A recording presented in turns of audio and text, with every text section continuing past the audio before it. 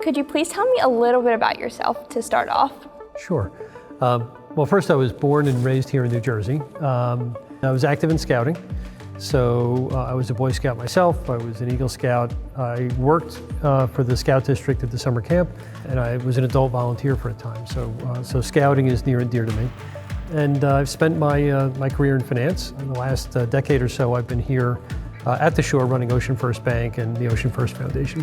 When you talk about your experience in scouting, is there like a specific experience or moment that you had that kind of made you want to stay involved, or?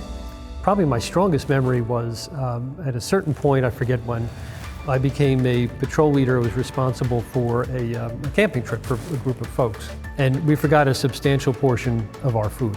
And you can imagine that being the person responsible for having made sure that my group of about 8 kids had everything they need, I was in a little bit of trouble. And so we had to do a lot of work for the other groups of kids, cutting firewood and things like that, so that they would give us the food that we needed to get through the weekend.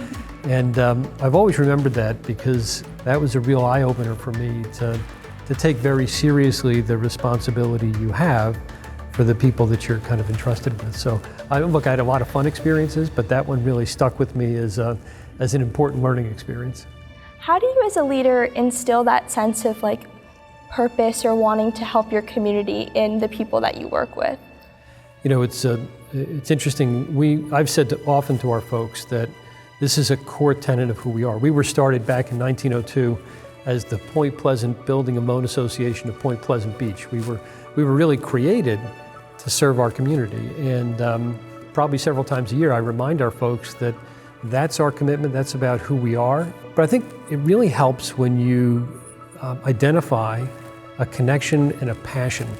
My advice to young leaders and young women is figure out what you have a passion for, be true to yourself in that passion, and then understand that people may say unpleasant things, they may push back, you may get criticism, and you need to have that inner strength to understand that that happens and that leaders are required to advance their programs even in the face of adversity. So be strong, kind of have a backbone, understand what's important to you, and you can do those things and be compassionate, thoughtful, but you're going to need that strength.